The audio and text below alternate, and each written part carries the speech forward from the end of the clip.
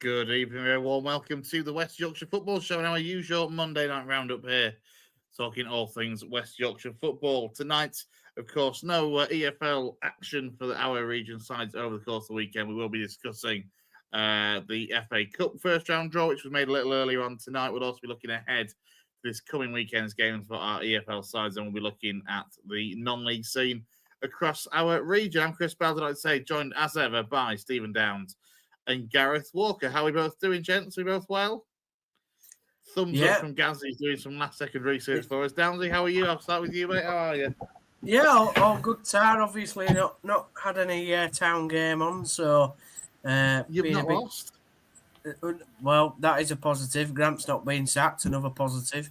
So yeah, it's all good. Enjoyed a nice little weekend in London with my better half, but yeah, I just thank God I'm never going to live in London. Honestly, it's like Yorkshire is God's own country for a reason. Yes, yeah. But I did enjoy the trip over same. It was good. Yeah, it's one of those. It's nice to go for a couple of days, but then you're glad when you're back out of the smog and back up north with real people and friendly people in a lot of cases. Yes. Gaz, how are we, mate? You well? Yeah, not so bad, mate. No City game at the weekend, which is a little bit disappointing, but we're back tomorrow night against Everton, and then we've got a home game to look forward to against Barnsley at the weekend. So, quiet weekend for me, really. There weren't much sport on box either. I watched the Scotland game yesterday, which shows how low we're stooping. There was just nothing to do. Bit dull, but we're back next week, aren't we? I'm quite glad you've said that, actually, because you have just reminded me to put the Northern Ireland game on BBC Two in the background, because they're playing Germany and it's currently goalless. And then I think Wales are in action, aren't they? They need to beat Belgium or something to stand a good chance of getting out of their group. Andrew, I've just flicked it on. The 1-0 up after 11 minutes to Wales against Belgium. So, yeah. But they can't play as crap as what they did the other night against us. It's, I suppose, in a way, quite interestingly, our WhatsApp group gets quite heated when it is international break. Actually, you'd think it'd be more heated on a normal match day, but it gets interesting discussions on. Well, I was going to say that we actually had a bit of banter about a bit like you said, discussion about the England team, the greatest ever England team, and I've just noticed actually Wales's goal scorer was Joe Rodon. Leeds' Joe Rodon. But yeah, they were terrible, weren't they? No, England qualify if they win tomorrow night now. Yes, yeah, we do. Latvia, yeah, and Latvia away in Riga. I did watch the England-Wales game on Thursday as well. So that ultimately means that Latvia are terrible. We can win to qualify, so it means that we'll lose 2-0. That's how it works, isn't it? I mean, come on, Chris. You know that's how it works. As much as I quite like the Letter Nations, and I kind of wish I were going to Riga myself because it's meant to be a really nice quite a nice little city. But yeah, we definitely should not be coming away losing that one. Let's get started then by kind of looking back over the weekend's news and whatnot. I'm going to start with the non-league stuff, really, because Mark BOWER and Danny Boschel, the manager and assistant manager at GUISELEY, have departed the club over the course of the weekend. They were beaten at home on Saturday 4-1 in a game at Nethermore Park against Ilkeston Town. It's been a difficult start to the season, an inconsistent start to the season, to say the least, for GUISELEY. And the board there have decided to make a change. I'll just bring up the statement that they put out on their website yesterday, saying that they parted company with Mark BOWER and Danny Boschel. Returning to the club in late of April 2024, the duo led the Lions to the FA Cup first round and playoff final in the 24-25 season. However, the club have decided that with 10 wins across the last 33 competitive games, a change was required, with the points return and performances over the last 28 league games not befitting of a club wanting to challenge at the top end of the table. Although results up to late January 2025 were very strong and only bettered by an all-conquering Macclesfield side, post-January saw a downturn and the Lions ultimately finished fourth in the table before losing in the playoffs. With deserved credit in the bank from their early season success and from their prior spell between 2013 and 2016, the pair led the club into this season However, inconsistent performances and a continuation of results from February onwards has led the club to making the difficult decision to part ways. Mark and Danny will always be held in high regards by both officials and supporters of the club, and wish them well, wish them the best in their future careers. And then a little bit about anyone wanting to apply can get in touch with James Pickles as well, and that Liam Ridehouse is going to be the interim manager. Gaz, of course, somebody that you'll know from his Bradford City days, and of course he went from Bradford City, I think it was released from Bradford, and then was picked up by BOWER to take him to Nethermore. And by all accounts, had done okay, should we say, since he kind of made that drop to Northern Prem level. Yeah, at City he did all right in his first year, first year, and then he got a year's extension to his contract, and he really struggled in his final year at City.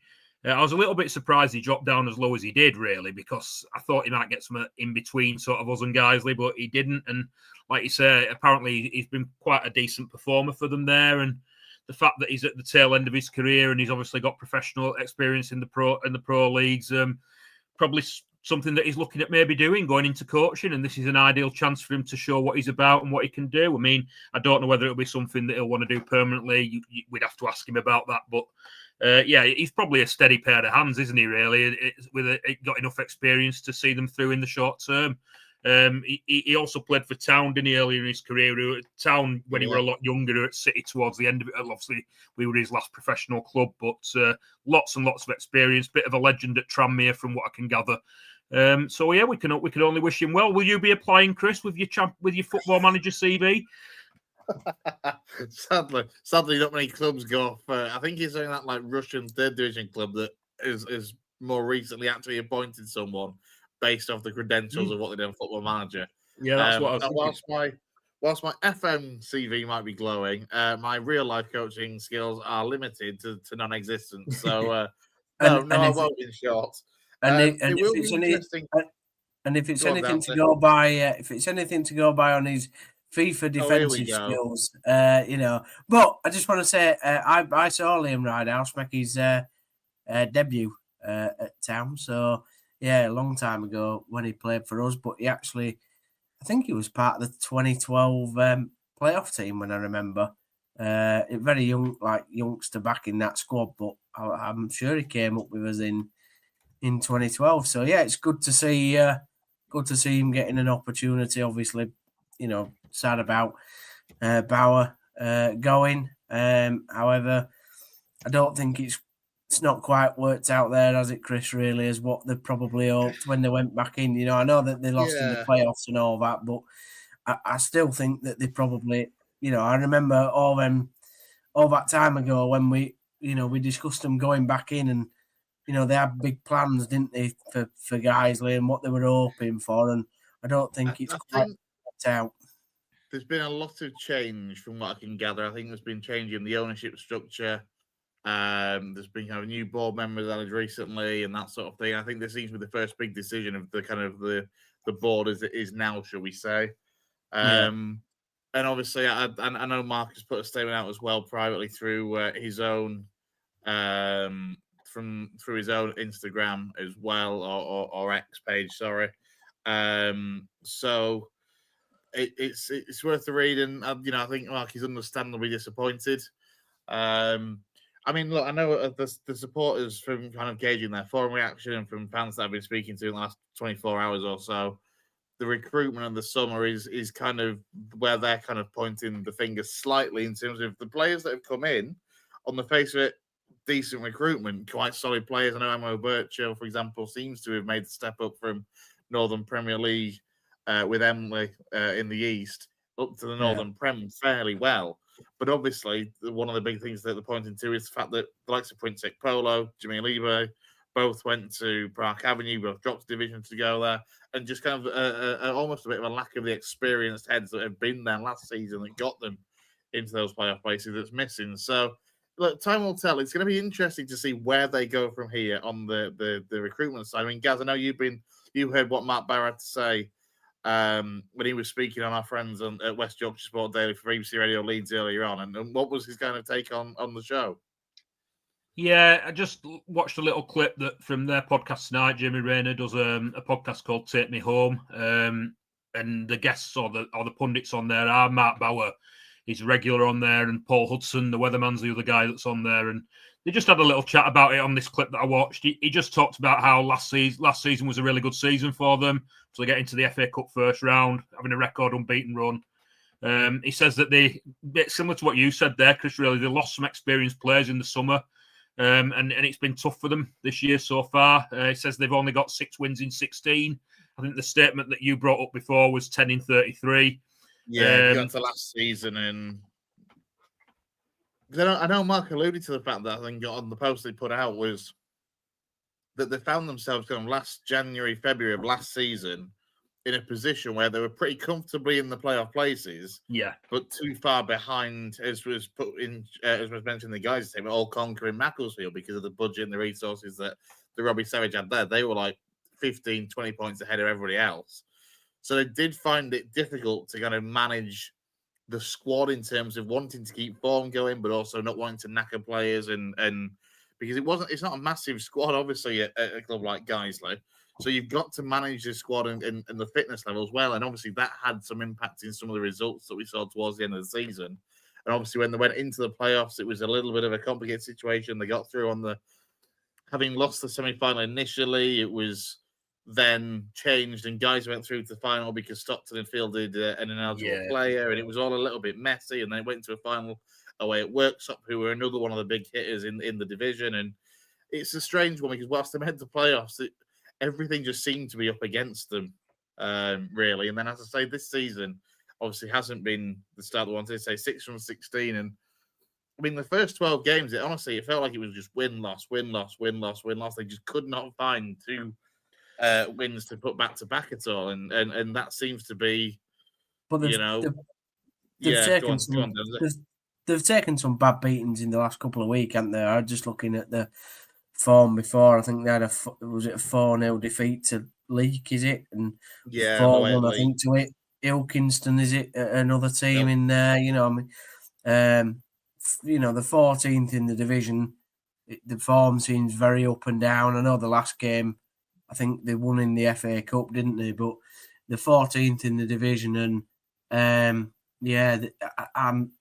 we all expect Guiseley to be further up, in this division, certainly. So, I mean, there's always there's quite a few big teams in there, isn't there? Actually, Whitby, Cleethorpes came up from the division above, and they seem to have done well. Obviously, coming up from Emery's league, Rush Hall as well, big team, as well as Hyde. So, there's some good teams in there, but I'm sure Guiseley would have expected to have been doing better and closer to at least the playoffs at this stage of the season. Maybe because of what happened last season, Chris, maybe it was a case of the summer was slightly messy. I know non-league sort of transfer summers tend to be messy anyway, but probably for Guiseley's standard, as it were, it probably wasn't an ideal summer for BOWER. And, although they got... And listen, because I follow Emily, I know how good Amir can be. But that's a step up. And I feel maybe Guiseley fans always look to get a star in there, don't they? You look at Guiseley teams down the years and they've always had 1 or 2 real standout players, haven't they? And I'm not saying that there isn't one there now, but I don't think it's quite come to the fore yet. Or they haven't really got that person that they can hang their hat on and go on that. You look at last season, and that man was probably Will Longbottom, who was obviously the wide man turned striker that Mark had at Bradford Park Avenue, would then take him to Guiseley and bloody turned him into a goal machine last season. I think with 24, 25 goals over the course of the season in all comps. And this season, I don't think he's featured a great deal, whether he's out with injury, but I haven't seen his name on the score sheet a great deal, put it that way. So whether he's been out with injuries or just not firing, it's kind of, Well, Amir was never going to do that, was he? You know what I mean? No. He was never going to step up to the higher level and go, right, I'm going to get bang 25 goals in at this level. I mean, he was pretty good for Emily. Don't get me wrong, great player for Emily, but was it a taken case to of it fairly well by all accounts? It's just the side that's being inconsistent. Yeah, and with that change, and like you say, if there's some, the signings that they probably they had to plan in, that they wanted to get some people in, and as we know with non-league, things change very quickly, don't they? So, I think at the end of the day, you're a team that's been in the playoffs last year, and when you're 14th in the league, I think I jotted down there what the table. You're 13 games, 4 wins, 2 draws, 7 defeats. They're probably just not happy where they are in the league. They're probably thinking we're in the playoffs last year. We need to be around the playoffs again. And at the end of the day, Bowser and Bosch have paid the price for that. I mean, he says he's disappointed, but he's had a good time there. And he says his kids will be gutted. But Paul Hudson jokingly asked him if he got a decent payout. And he said, unfortunately, not at that level, no. But we'll remains to be seen whether he'll bounce back somewhere else and what GUISELEY do going forward, whether Liam Rydell is long term or just short term. His expectations, isn't it, Gaz? That's the thing, It's when you've been in the playoffs and then you're 14th, then yeah. But also, I think it's like when GUISELEY step down to that level, the supporters expect to be a big head, don't they, in that division? And we've seen them. I mean, I remember GUISELEY at some point doing absolutely marvellously in the National League. Yeah. So when you drop to the level that they're at now, I think they're expecting to be up there. Maybe and the thing is, as we both well know, having supported our clubs doesn't always work like that, does it? Unfortunately. No, I think you're spot on. No, I think if you look at the whole kind of the last 3-4 years or so since the club came out in the National League North, I don't think it's been as smooth in the Northern Premier League as kind of the fans would have hoped, and obviously that wanted to take us. GUISELEY will always be, to me, for the years that I was involved at the club, a solid National League North side that should be pushing towards the top end of the league above what they're in now. And the seasons that they had in the National League, whilst they were difficult in terms of 2 final day survivals in consecutive seasons and then going down the season after. Those 2 seasons where they stayed up on the final day were just incredible at that level as well. And, there was talk back then of trying to stay National League level and push for, higher echelons if they could. But obviously it's not panned out that way. And when you end up dropping back to National League North, and again, they had a couple of good seasons. The COVID season, when that was curtailed, they were on a great run of form and looking like they might well make the playoffs that season to go back towards the National League. And a couple of seasons later, it was dropping out of the National League North with relegation on the final day of the season. And yeah, as I say, it's not been as smooth as they were wanted and as smooth as some expected. And I mean, self included, to be fair, for the Lions at Northern Premier League level. But where they go from here will be interesting. It's a big decision on a fairly new board, shall we say. But obviously, they're taking applications. They're not going to be short of applicants at the end of the day because of the name of what GUISELEY is as a club. In non-league terms, they're in our region. They're a big name. I'm sure they'll get plenty of applicants.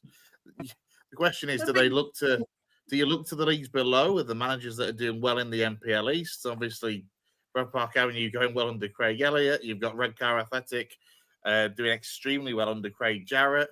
Or is there somebody out there that's either been out of work at this sort of level that's an experienced head that can come in and steady the ship, or look, you've only got to look at the EFL recently and the amount of you see today, Jack Wilshere, for example, going at Luton. It wouldn't you wouldn't bet against it being somebody like a former player that hasn't had too much of a first team management role before, but has done well in coaching elsewhere to go in at that sort of level. So it'll be interesting to see where they do go. But the problem is that they've just got rid of an experienced manager, haven't they? Literally today. I mean, you can't get more experienced than BOWER at this sort of level. So I can only imagine that they're going to go down the sort of maybe younger route, but that it also brings it risks when you sat 14th in the division. Not that Bowser's old, but I know what you mean. No, but I mean, in terms of the experience that he's had at the age that he is. You know, he's had a lot of games under his belt, and he knows the division exit. You know, I wouldn't say Richard Tracy's old at Emily, but he's had nearly 300, 400 games at a very good level. I'm only speaking to Emily because I know the club really well. Well, that's the same for a lot of managers at clubs. You'd say the same for Millington at Halifax, obviously, before he left. That's the same sort of thing.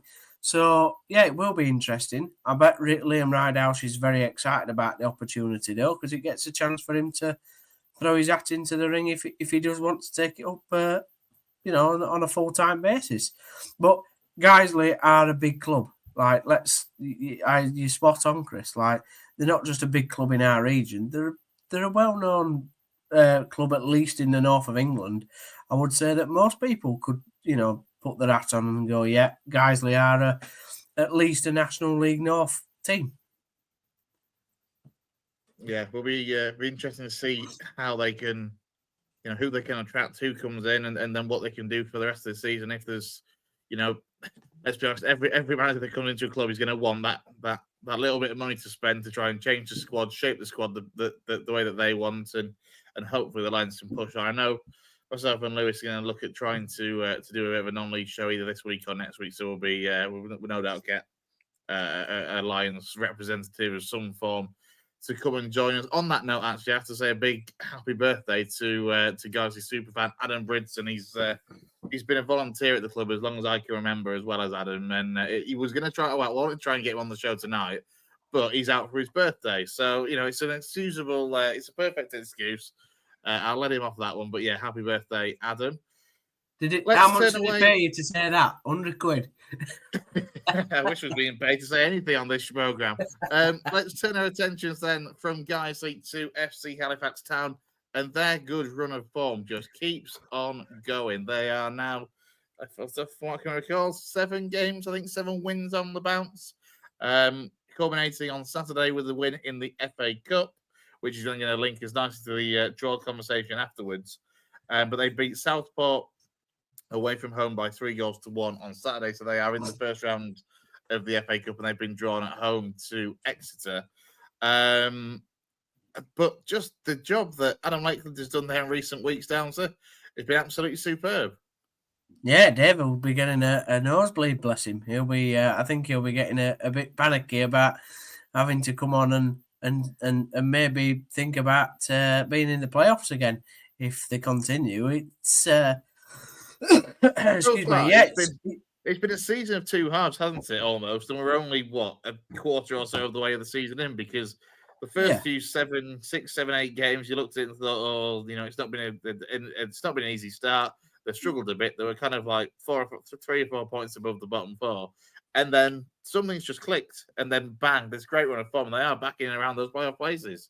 They were 17th. Literally, the last time Dave was on here, they were 17th, and I said to Dave, what are you a bit worried about? What's happening at the club? And Dave was like, "Oh no, and I was surprised at how sort of laissez-faire, sort of relaxed Dave was about it. To be honest, he was like, "Well, we'll sort of rise up the division." Now, he probably didn't think that they'd rise up the division being unbeaten in the last 7, to be honest. But it just shows that when you get on a roll in the National League and you get that confidence and you play Saturday, Tuesday, there ain't no better feeling than confidence going into every fixture. And Southport are a good team; they're up there. I think Halifax are playing some good football at the moment.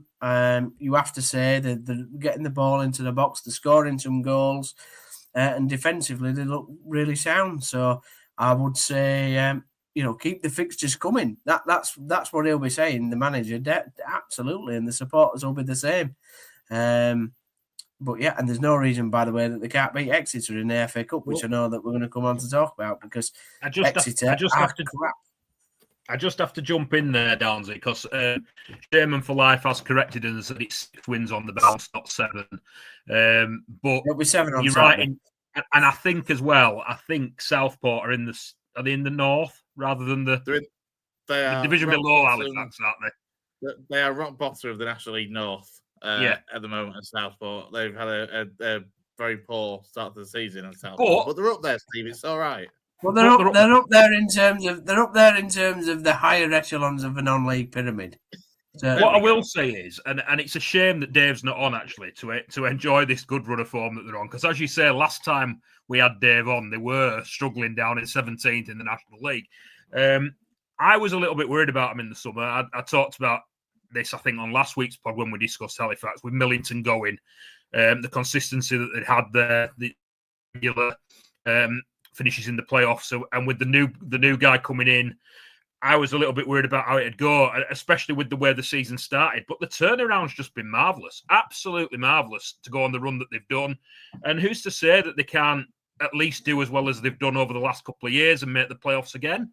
If they keep going like this, they're the team that nobody wants to play at the moment. Again, Sherman Malife's commenting saying that a new pitch has really helped them, and that they need to avoid losing Hermani or Owen Bray. I don't know what your guys' thoughts are on that. You guys follow non-league closer than I do. I don't want to say out at minute since I said that Southport had started the season really well.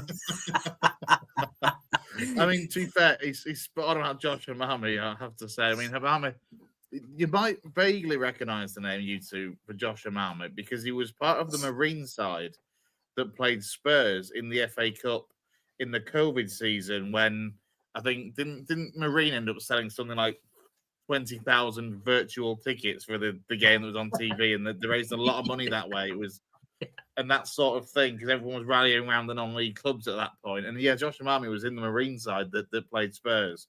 How do you know that? Can I just have your brain for a bit, just a week? He's a the one thing that's always that stuck out for me. He's a belting little set piece taker. And I've kind of tracked him kind of where he's been since. So he hasn't ended up at Southport, then he was at Kings Lynn, and then made the move to follow Adam Lakeland to Halifax. He scored twice against Rochdale when we met, a couple of Tuesdays ago. So yeah, I'm very familiar now with Josh Hermani after covering the Rochdale Halifax game as well. But he's been superb so far the start of the season. In fact, so to be fair, all the players that they've picked up from and brought with Lakeland from Kings Lynn have made that step up surprisingly well. It's just it's one of those. We wondered whether after when we were looking at that table and there were 17th after 7-8 games, whatever, we were kind of looking at it thinking, well, either things are going to click and they might do okay, or that run is just going to keep going and going and they'll struggle, and it's gone better than I think any of us expected at that point. Go on.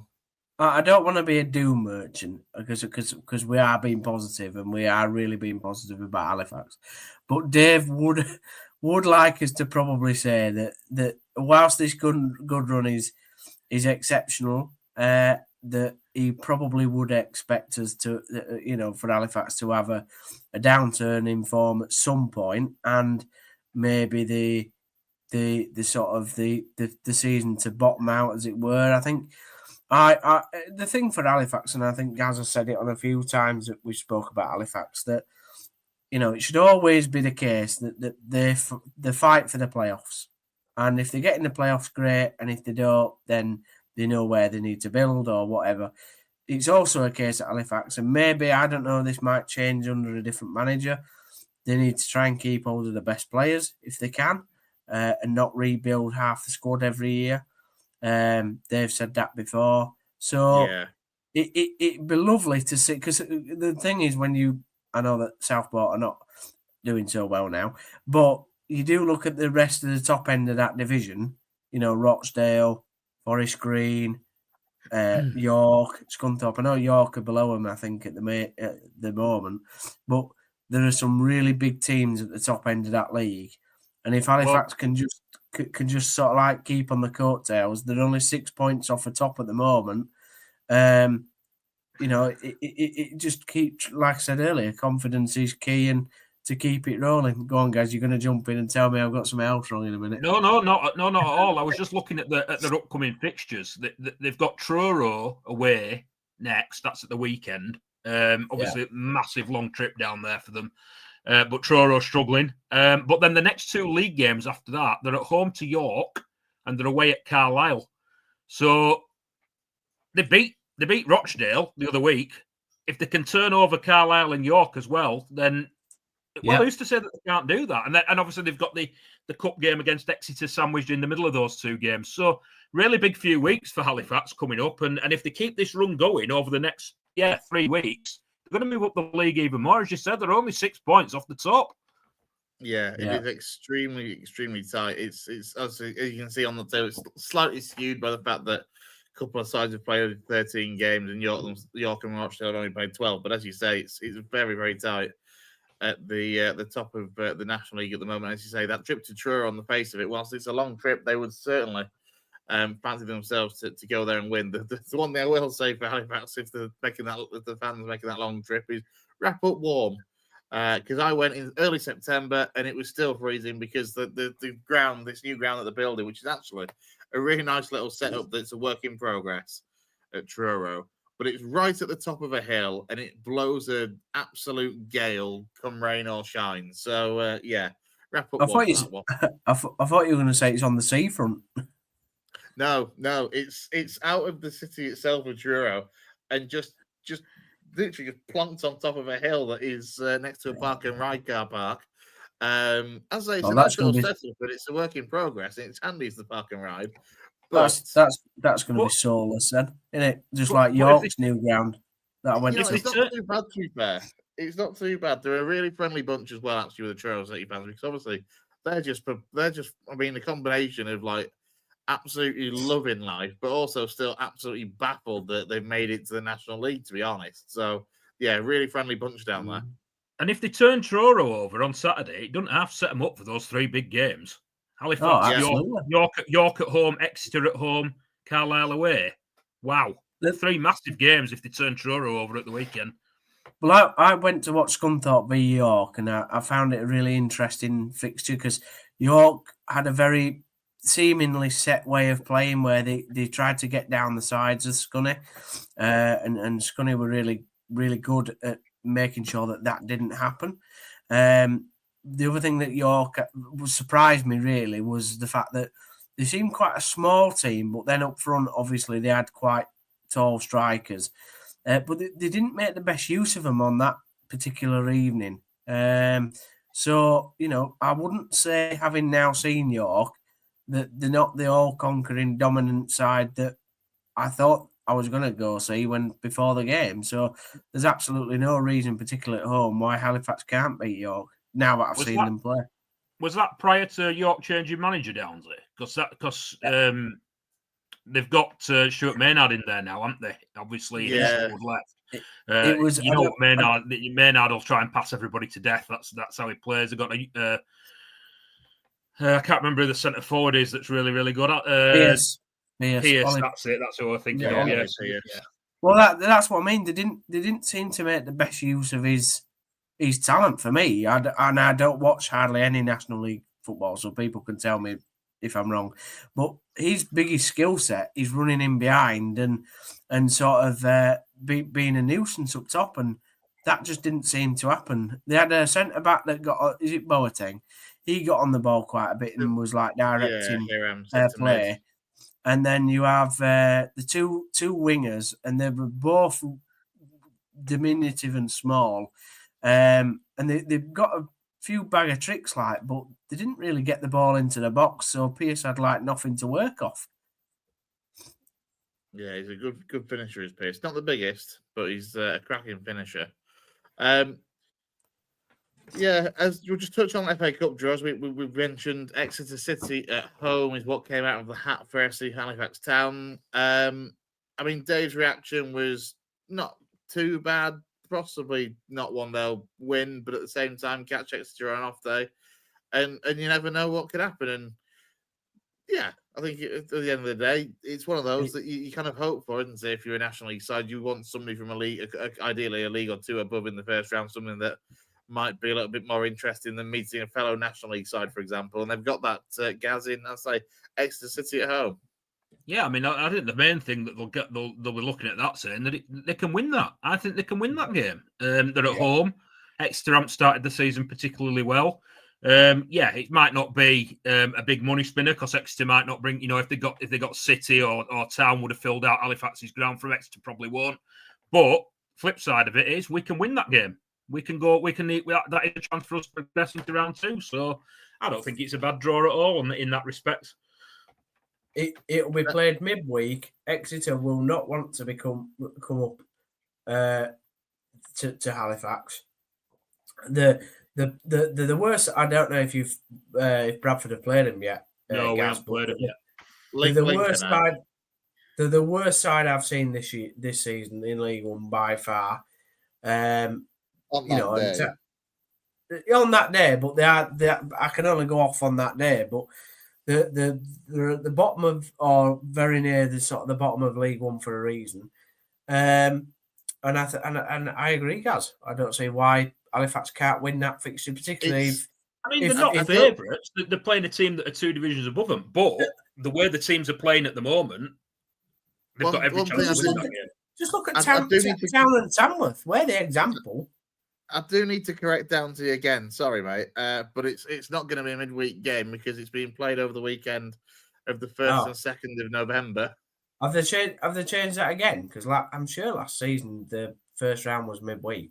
Or have I got that wrong? First round was I think the first and second round are always Saturdays. I think it's the third round when the big sides come in that the third or fourth that they might have changed to. I think you're right. There was a midweek round last season. I think it might be like the 4th or 5th round or something. Because it was Town played Tamworth on Friday night game on the telly. That was a TV game for me, wasn't it? Yeah. So yeah, it'll be interesting to see what they do. Hopefully, they might bring a few more up. To be fair, but yeah, as Shane for Life has pointed out as well, and they're thinking I'm sure it's Saturday the 1st because Rochdale have now got a free weekend because they were beaten by York on Saturday. What did you make to York? They weren't well, as I say. I mean, they won it with an 89th minute goal at Scotland on Saturday.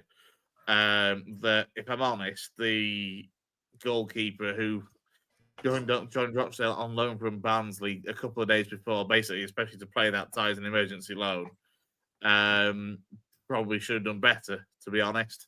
They weren't bad. I mean, to be fair, they weren't as good as what I thought they were going to be.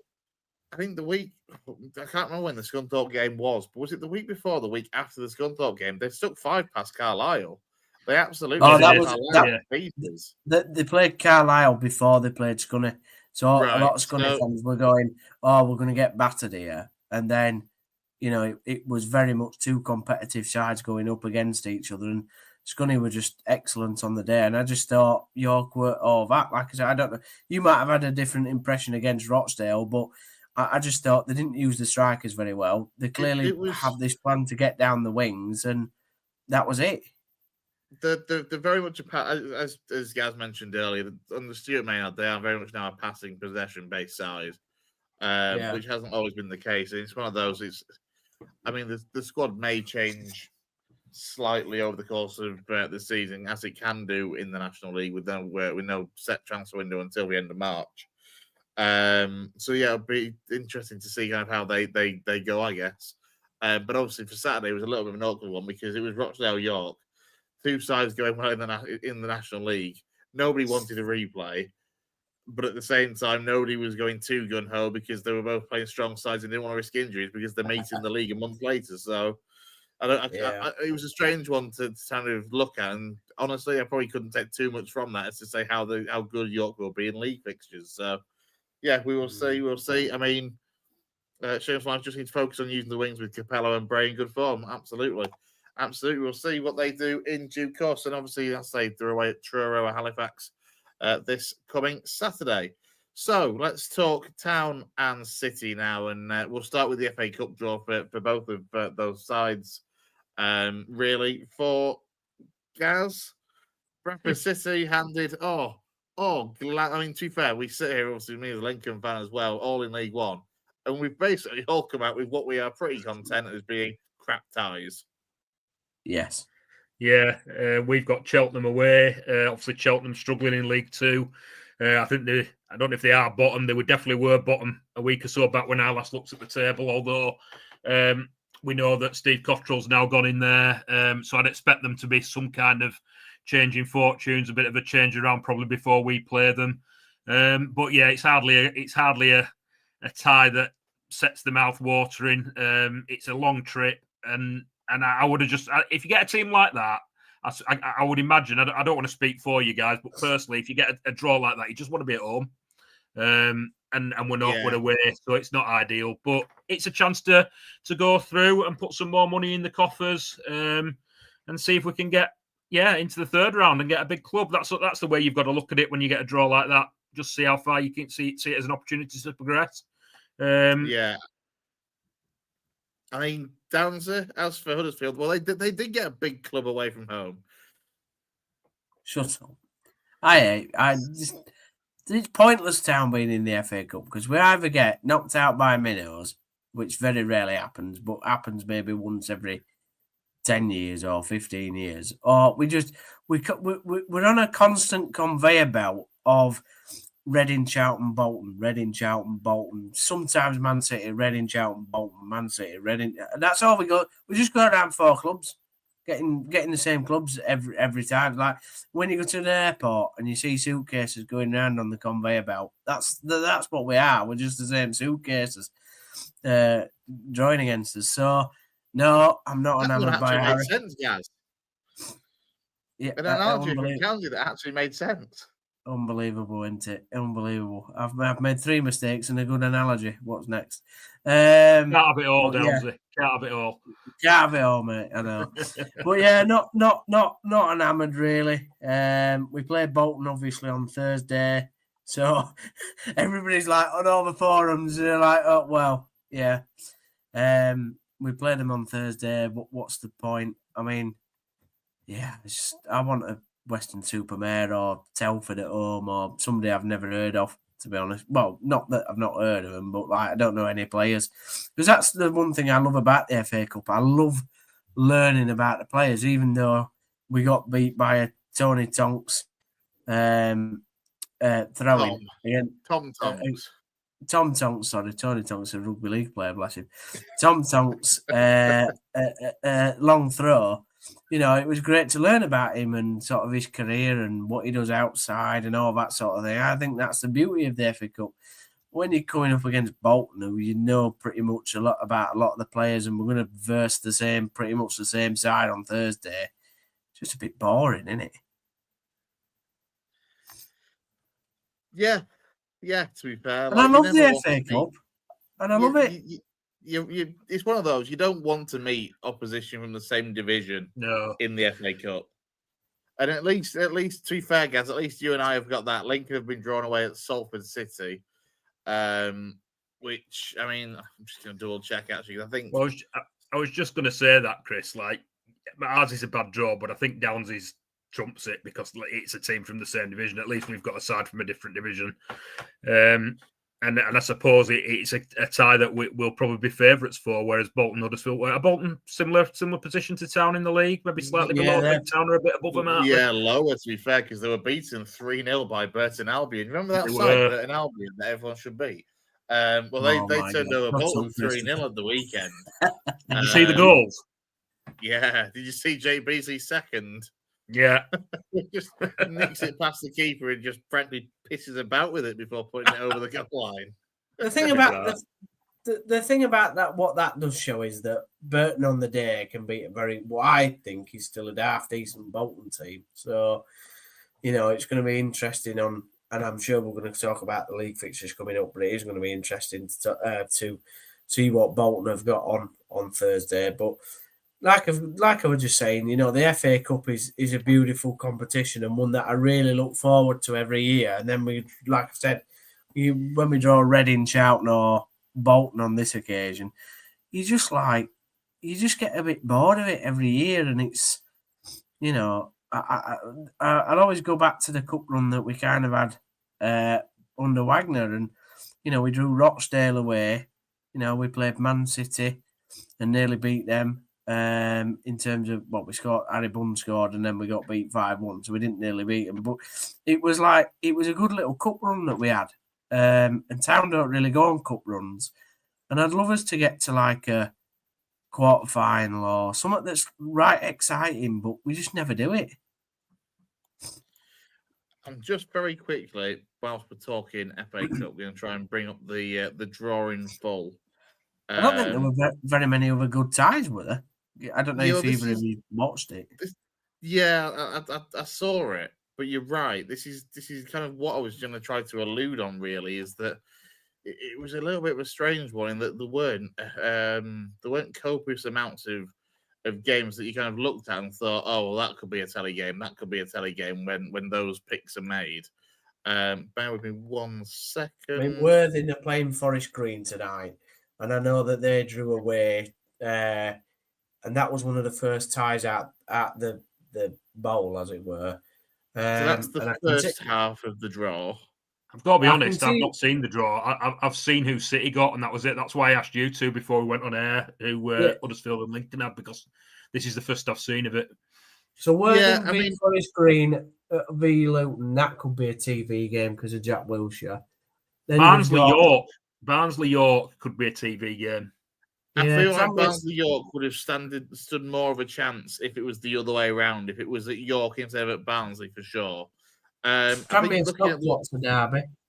On that first, I mean, how is Tranmere Stockport a derby? Well, one of them's on the Wirral and one of them's just south of Manchester. How is that a derby? Again, well, it's closer than bloody Wigan and Hemel Hempstead, isn't it? Yeah, we never said that was a derby. Again, that would have been a TV game. You thought. I hate you, Chris. You're such an insufferable fool. That would have been a TV game had it have been at Hemel Hempstead, without a doubt, with Wigan being a former FA Cup winner, of course. And yeah, that is kind of about it. I mean, what is nice at this stage is that, for example, you look at Farnham Town or Sutton versus Telford. If Farnham can get past Sutton, they're one of the lowest ranked sides, obviously left in the competition. Telford of the National League North, there's a chance for somebody in the second round to get a decent tie there. Just looking at the rest of the draw on the other side, again, Malden and Tiptree, the bottom end of that list, are the lowest ranked side left in the competition. But again, you look at that and think, if that had been at Malden rather than being at Vale Park, with Port Vale being the away side, the 103 places between them, then that might have been a telly game. It still could be, I guess, being at Vale Park. But yeah, Bradley, both the National League against League Two, Notts County isn't particularly an Amory. Morecambe or Chester v Cambridge. Again, if Morecambe or Chester had been the home side in that could have been a pretty good TV game. It's a really odd draw, to be fair, to look at it, really. You've got Tamworth v Leyton Orient. That's National League v League One. Tamworth at home. Or you've got excuse me, Banbury or St Albans going away to Burton. Suppose that's that maybe a nice story. I don't know much about Banbury or St Albans, but you know, maybe the gap is quite large there. There isn't Macclesfield would have been a TV game for Savage, but he's at Forest Green now, so they won't bother with that. Yeah, I mean, to be honest, the other worst tie in the whole round, apart from Bolton Huddersfield, is Peterborough v Cardiff. That's a great tie. That's a terrible tie for both teams.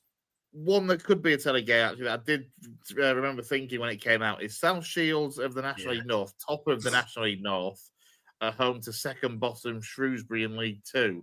So that you would fancy could have a good shot. In fact, out of the entire tie, that would probably be my pick, to be fair. Top of the National League North versus near enough bottom of the EFL in Shrewsbury. Or would the pick catch your eye, Gaz? Go on. That was the only one I was waiting. Yeah, I was going to say the same. South Shields against Shrewsbury. There's nothing else, really. I think, like you said, Chris, a couple of them, if they were the other way around, might have been a bit more enticing.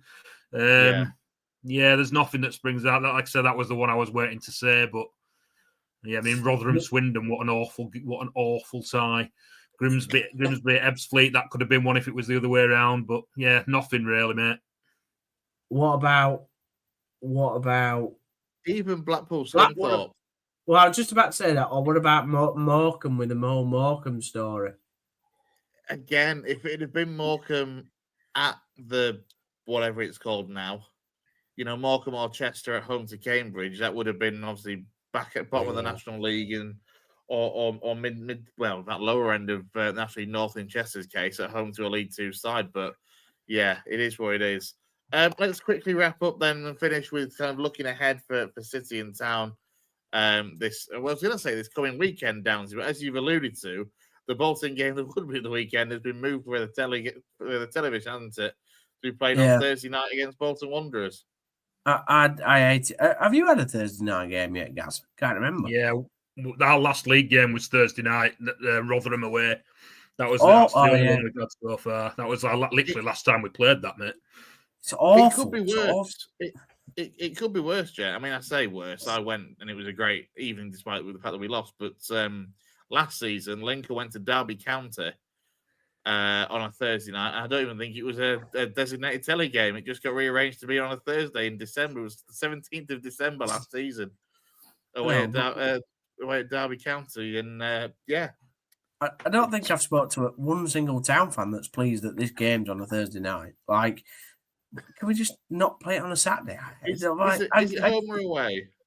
Oh no, it's at home. So I'll be like, because the crowd will be lower. It means I'll be home quicker, especially if we get beat. But it's just annoying, isn't it? It's just Thursday nights. It's like football shouldn't be on Thursdays, but there we are.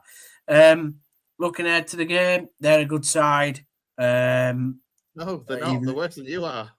No, they're doing terrible. They are in the table, yeah, factually, but they are a side that should be up there. Steve Schumacher is a very good head coach. I think they play with. We disagree quite strongly, I think, on Bolton this season, because I think this squad that they've got this season is far worse than any of the squads that Ian Evatt put together at Bolton in League One in the last couple of years. I think it really is for me. I think at the moment, but I slightly agree with you at the moment, but it doesn't mean to say I can see potential in this squad. Put it that way. They're quite a quick side. They've got some good technicians, particularly in the forward line. But Town need to bounce back. It's a big game, I think, for Lee Grant. Particularly after the last couple of weeks. Despite even though the Exeter game, but following that Harrogate in the cup, and then obviously the very, very disappointing game and performance against Stockport, I think this is a big game for Lee Grant. If he comes out of this with a win, we're back. We can say that we might be getting back on track. He'll have had less than 2 weeks, won't he, with the players? Because obviously it's Thursday night, but. Hopefully he's got the players really, really sort of like running for him on the training pitch. They've got a plan to beat Bolton, and I think it's a big fixture. It's going to be an important match, I think, for Lee Grant, certainly. Just been looking at the table. They're 2 points behind you, behind Town. Town have played a game less. Yeah. I'm looking at the squad as well. I mean, there's not that many players that I recognise as big names for League One, like I possibly would have done a couple of years ago. I mean, the strike force appears to be one of either Victor Adeboyejo, how you ever pronounce that name, or Sam Dolby. Obviously, they took from Wrexham. There's no one there that really stands out. Carl Dempsey's there. He's been around for a while, but. Josh Sheehan's both been at Bolton for a while, but there's nobody really I look at that squad and think there's a star in there, like I've looked at Bolton in the past. You're right, because the forward line in particular, Adeboyejo is all right. Sam Dolby for me is crap. And I like a bloody target man, but he is a big useless lump. Yeah, but they've got that lad that's double barrel name. He's good. Ossie Tutu. Yeah, I'll be honest, Chris. I've just got back from the south of England now. They've got Marcus Force, haven't they, on loan from Middlesbrough? He's a decent footballer. He's been around in the Championship for quite a long time. Marcus Force. So he'll be a threat. More of a wide player, isn't he? Though they've got that. Is it Moxie? Is it Ian Moxie? Can't remember. Anyway, they've got him. 10 years ago, and he's not at Bolton. No, but they have got that young lad that plays centre attacking midfield for them. Are you talking about the lad they've got, Cozier Dubry, who they've got on loan from Brighton? He looks like he's had a decent start to the career there. Yeah, that's him. Yeah, that's him, Gaz. That's him who I mentioned. Yeah. So, listen. The two that they do have, though, is they've got Ethan Errahon, who obviously was at Lincoln last season, was, to be fair, probably our best player. I was frankly devastated when he pissed off for Bolton. Like, we all expected him to go to a championship side, not stay in League One. You'd have been more pissed off if he'd come to town. They look like they've gone quite heavily down the loan route. They've got, a loan in from Brighton, a loan in from Middlesbrough, the two that I've just discussed. Mason Burstow from Hull. And Ibrahim Sissoko, a striker on loan from Toulouse. Yeah, I don't know much about him, but they've gone heavily down the loan route, it seems. How do you lads see it from a town sort of point of view? Because I genuinely think it's a big game for Lee Grant. Is this one? I think there's a lot of fans that are going into it thinking, right, you've had an international break. You know that things particularly weren't happy before the international break. What show us something? Show us what you've been working on to go out and beat, Bolton side that everybody sort of thinks might be up there come the end of the season.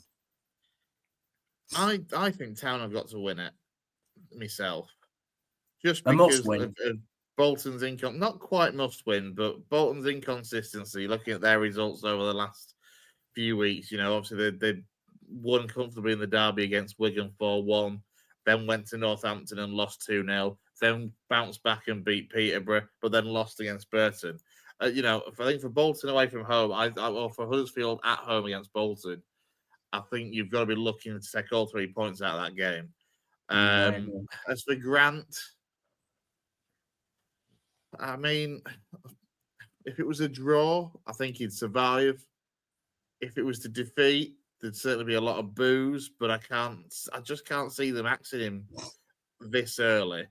Whether that's the right or wrong thing to kind of look at compared to some of the previous sackings that have been made, I don't know, but yeah, I would expect on the face of it, if I was to put money, I would back a Town win.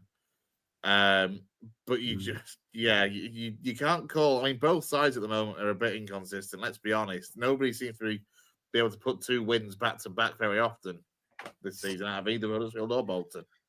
No, Gaz? Well, what I will say is they'll come and they'll play football. They're going to be a totally different proposition to what your Burton side were.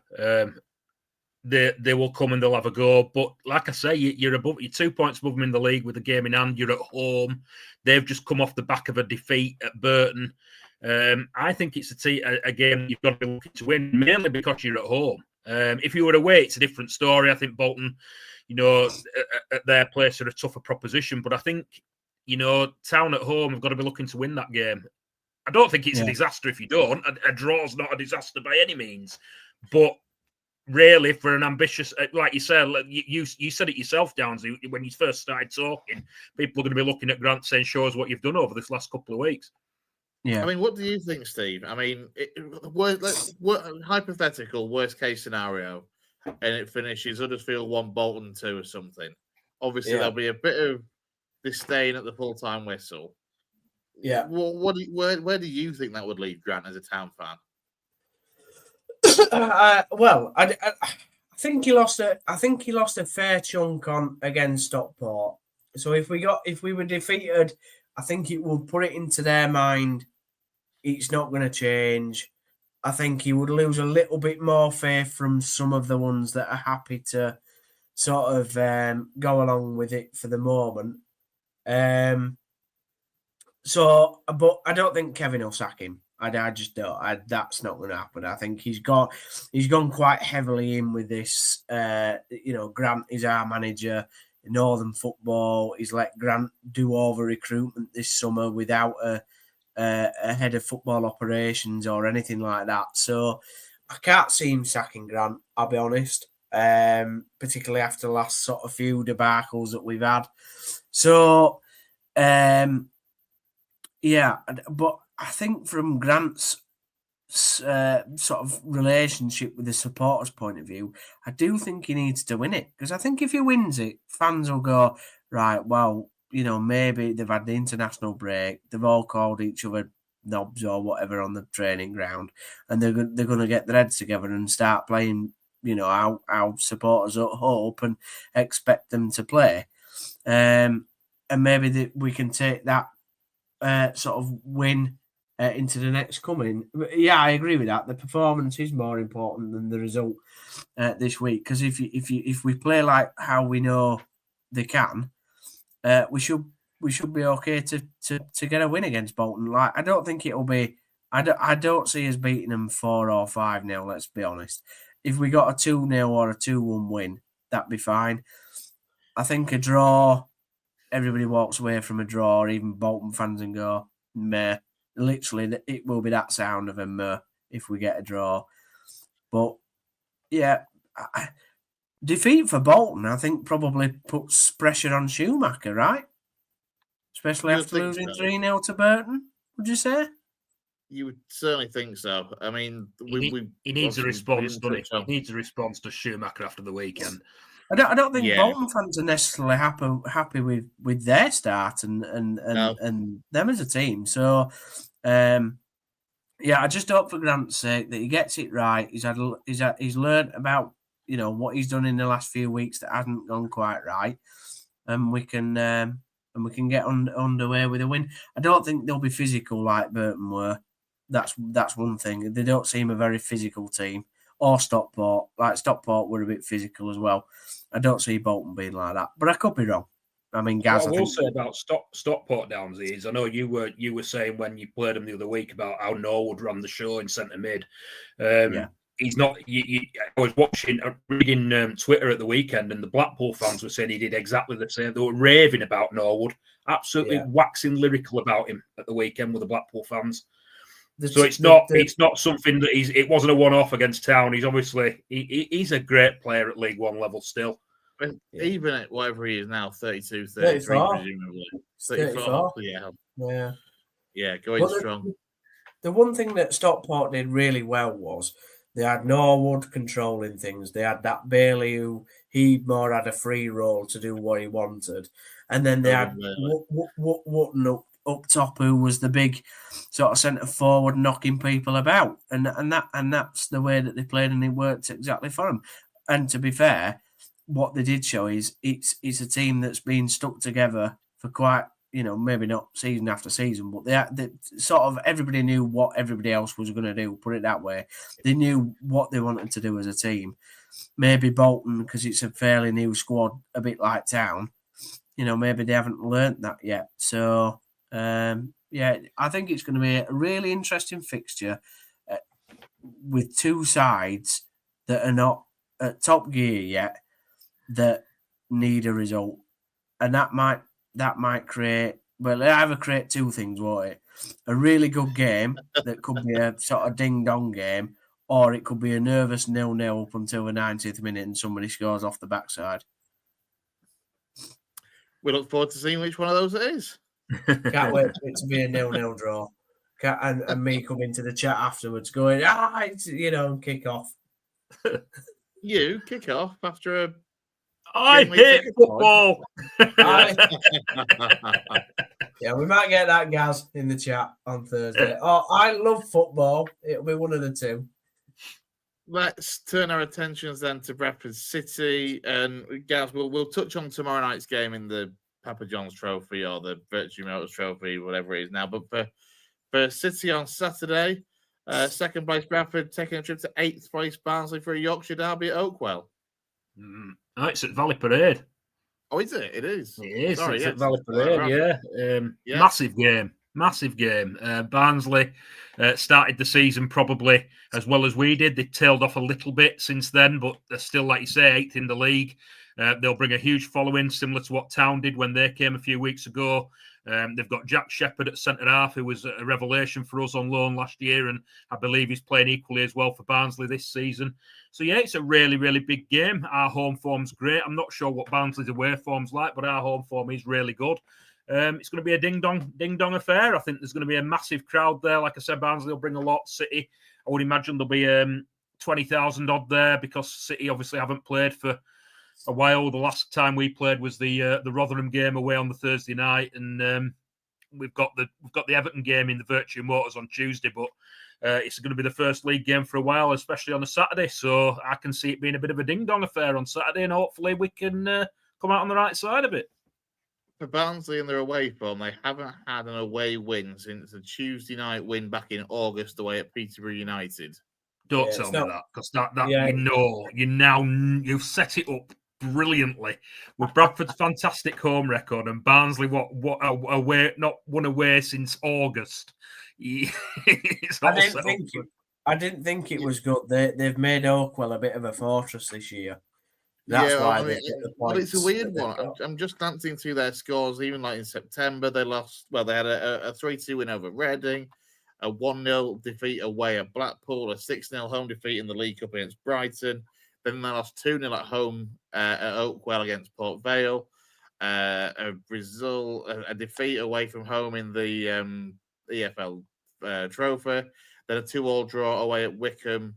Is their only league game so far this month because their game against Cardiff was postponed at the weekend. So yeah, the away form, no away win since August. What I will say is from a City perspective, it'll be interesting to see. I will probably learn more tomorrow night when we've got Everton under 21s in the Virtue Motors, but I think we're starting to get players back from injury. We've had quite a few players out for a while. Reading between the lines on Graham Alexander's latest comments in the paper and on the radio, it sounds like it could just be Aidan Baldwin and Curtis Tilt that are injured now. So we're getting the likes of, I think Callum Kavanagh's fit again, although he's probably dropped down the pecking order based on the performances of Will Swan and obviously Cookie being back to fitness. I believe Lewis Richards is back in training. So it'll be interesting. I think tomorrow night, I'm not sure how we'll go because Graham Alexander's always said about taking the competition seriously, playing strong team in it. But I would imagine he will want to give certain players the opportunity tomorrow night to show what they can do. On the other side of that, you've also got the fact that we've not played for a week and a half, so players will be a little bit rusty. And he'll probably want to get certain senior pros some minutes ahead of Saturday. So it'll be interesting to see what team we put out tomorrow night and how that affects how we line up on Saturday. Obviously, Saturday's the much bigger game, but with the way we're playing at the moment, our backers at home against anybody. Just do to Barnsley what you did against us, Gaz. Because what they do is that they're very effective going forward, and they'll sort of like they attack without any fear. But if you catch them on the break, they're very vulnerable. And obviously, we didn't get to test that very much at Barnsley because obviously Goodman had a mad 10 minutes and decided to get himself sent off. But it's clear in a lot of their fixtures that even in the defeats that they've had, because I watched, I think, a little bit of the Port Vale game earlier this year, you just need to catch them on the break. And that's something City are very good at clearly doing this year with teams where if they're a bit gung-ho, you just need to sit back, soak it up for a bit, and then get them on the break because you were extremely, extremely good at doing that against us.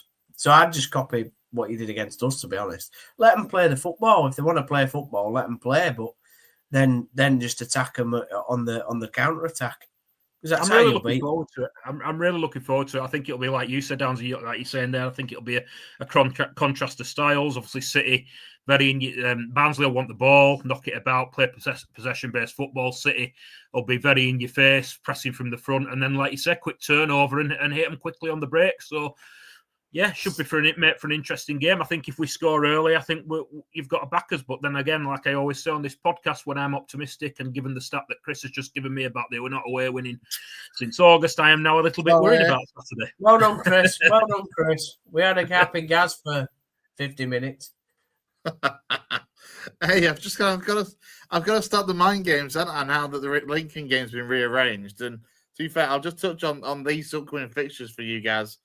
It's this Barnsley game on Saturday to start with quite a hefty run, isn't it? You've got Barnsley who are sitting 8th outside those playoff places. Then it's Stevenage, who are obviously going well at the top of League One, and then obviously the Lincoln game has now been penciled in for Tuesday the 28th. And apparently every Tom, Dick, and Harry from the West Yorkshire Football Show is going to rock up for that one. So yeah, they all want a piece of it, Chris. They all want to come out with me and you and have a beer and a curry before the game. But yeah, it's 3 big games. Obviously, Barnsley up there, 8th, you said. Stevenage top, Lincoln the 3rd, 4th, maybe something like that. So we've got some big games.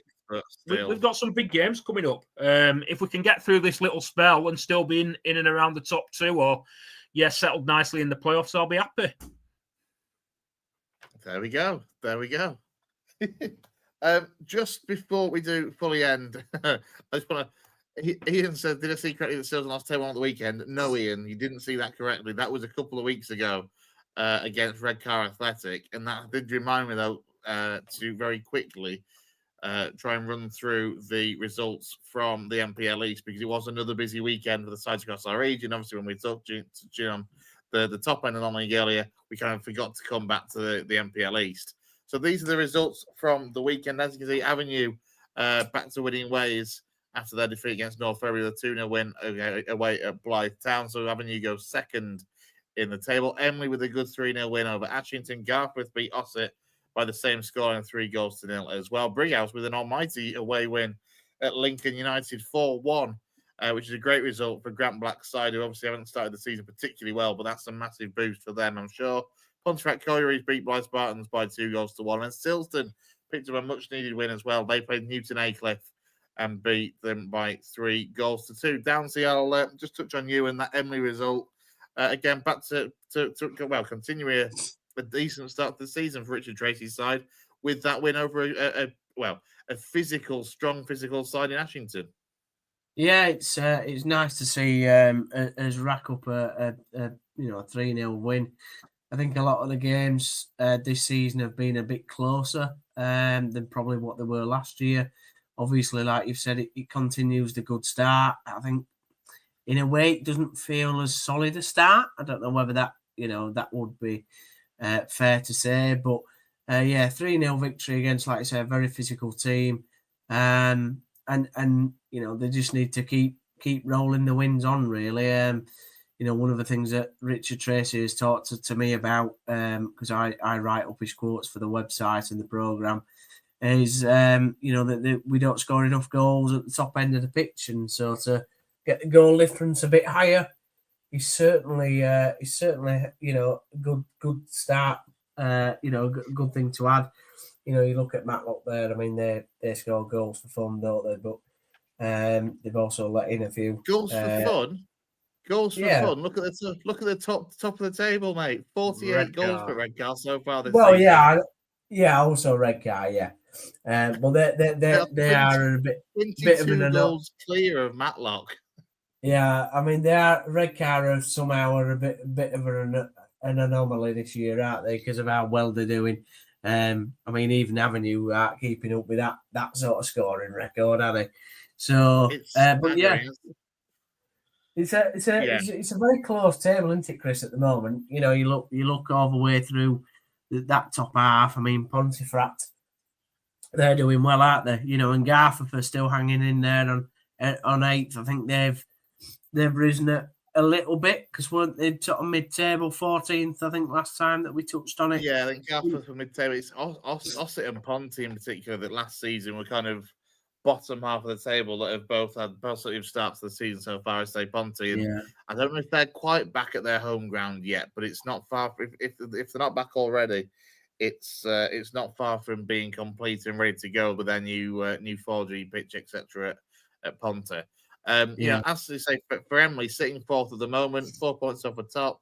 Obviously, they played a game more than Matlock and Redcar, but a game less than Avenue, and it's one of those things. Because of the FA Vars qualifiers, the trophy qualifiers, etc., and the cup, it'll be a couple of weeks or so yet before they're all on an even keel, fixtures played wise. But it's good to see, obviously, the likes of Avenue, Emily, and those below in Ponty and Gareth chasing the playoffs. That we've got some good representation at the top end of the table. Absolutely, and it's nice, like you said, to see Ossett at the top half of the table as well. I think it's a very strong for the last 2 years, hasn't it? It's been a strong sort of division for West Yorkshire sides, but it's great to see so many of them at the right end of the division. And like you said there, reading out the results, good to see Brighouse get a very important win at the weekend as well. Hopefully that they can somehow survive for yet another season. But I know it's looking a little bit bleak. But it always is at Brighouse, isn't it? Let's be honest. You're muted, Chris. Apologies. To be fair, that win for Brighouse at the weekend lifted them, I think, from second bottom. In fact, both the bottom two go into the weekend, I think, one in Silsden and Brighouse. And Silsden are now up to 19th, and Brighouse are outside the bottom four, now up to 17th. So it's very tight at the bottom end of the table as well, to be fair. But I've not put that up in graphics form because obviously it's a little bit more disappointing to look at than the top half of the table. What I did notice there, which is obviously brilliant for Emily and Park Ave, they've both only lost once in the league this season. That's a really, really good start. Yeah, it is. And Avenues only came last Tuesday night with a 1-0 defeat at home to North Ferriby late on, and it was individual errors that cost Avenue that unbeaten start of the season. So, as you say, it's a solid start for both sides, and we'll see how the season goes. The question is, as we mentioned before, like if you Guiseley looking for your next manager, you wouldn't blame them for looking towards the upper regions of the league below to see who's out there and who's doing well. I'd say Craig Jarrett at Redcar in particular, and obviously Craig Elliott and Richard Tracy. There's some good options out there for sides from higher divisions, not just Guiseley, but from sides from higher divisions. If somebody did want a new project or wanted to be, lured to divisions above, whether that was the MPL or higher. Yeah, I don't see Richard leaving Emily. He's been there 6.5 years so far. So, I mean, I know what you're saying about a new project, but I think Richard's got a plan that he wants to take Emily to a certain level. So I'm very confident. And anyway, I don't want him to leave. I like talking to him every week. He's a good guy. Yeah, he is. Obviously, we've had him on the show in the past as well. So we'll wrap up. I say we should wrap up. We probably should very quickly touch on Leeds. Leeds are playing a game at the weekend. Jay's messaged me saying to plug their preview show on Thursday. Leeds, of course, are away at Turf Moor. They take on Burnley in a massive 6-pointer at the bottom end of the Premier League, guys. Yeah, literally, I was going to say that. I was going to say Jay's messaged to say plug the Burnley game at the weekend because it's massive and we'll be doing a show on Thursday night. It is huge. It's probably Leeds' biggest game of the season so far. Win that, everybody's happy. Lose that, everybody's sad because everyone starts to worry because Burnley are a team that Leeds have to finish above this season. They simply have to. If Leeds want to stay in the division, they have to finish above Burnley, and beating them and failing to beat them at the weekend would be a massive, massive blow. I think I'd back them at home, but then again, obviously it's at Turf Moor and Burnley are very good at home, so it'll be an interesting game to watch. It's for me. It's got draw written all over it. What do you think, Danzy? Yeah, I mean, if you want a more in-depth preview, please do go watch Jay and Steve's show. We used to have a Leeds United correspondent on the Monday show, but they can't be bothered anymore. So, I think is it all I want to say is up the Clarets. Let's hope for a Burnley win. No, I'm only joking. I think as Gaz says, you're not joking. You really, I'm not joking, but I'll be serious for a moment. I think, like Gaz says, it's a big, important game for both teams in it. And just like Gaz said, if Leeds want to stay up, they need to be, beating teams such as Burnley that will be in and around them at that sort of bottom end, sort of mid-table region. And this is a perfect example of a game that they need to win. I think that they probably can win. They probably go in as favourites. They play the better football. For me, they've got the stronger squad. They've got the better players. But as Scott Parker's shown throughout this season so far, they've only been smashed by a Man City, really, and that's not something that Burnley fans would have not expected to happen. But I've been quite, sort of semi-impressed with Burnley, really. They've pulled out some results. I know that they've played quite well in a number of fixtures. So, yeah, it's going to be a tough one, but I can see Leeds coming out on top. I'll say a 2-1 win to Leeds. So that's good because I've jinxed it. So wow. Well, I was about to say that's the most positivity I think we've ever had about Leeds from a Huddersfield Town fan on the show. To be fair, I took my town hat off and I was pragmatic for a second, but I do really want Burnley to win. couple of the Leeds contingent, of course, playing for Wales tonight. I mentioned at the start of the show that Wales were 1-0 up against Belgium. That was a goal from Joe Rodon. Belgium equalised through a penalty for a handball from Ethan Ampadu, which was converted by De Bruyne, and then I missed who got the second, but Belgium currently 2-1 up. So, to be fair, the international call-ups may have an impact as well with squad selection come the weekend for both Burnley and for Leeds, but we will see, as we say, Jay and Brownie, they will be live probably some point Thursday morning, usually around 10 or 11 a.m. on Thursday, previewing the game at the weekend. Right, we'll wrap it up there, lads, though. Big thank you to Gareth Walker and to Stephen Downs for joining me tonight. It's been a good chat of all things non-league. A little bit of a chat about the EFL and about Bradford and Huddersfield as well. If you've joined us late, you can catch it up on YouTube as well anytime. Check us out on social media as well. Just search us on Twitter at W Yorks Football, and we are on Facebook as well. Just search for the West Yorkshire Football Show. But as I say, from myself and the lads, enjoy the rest of your evening, whatever you get up to, and we'll see you again soon here on the West Yorkshire Football Show. Good night.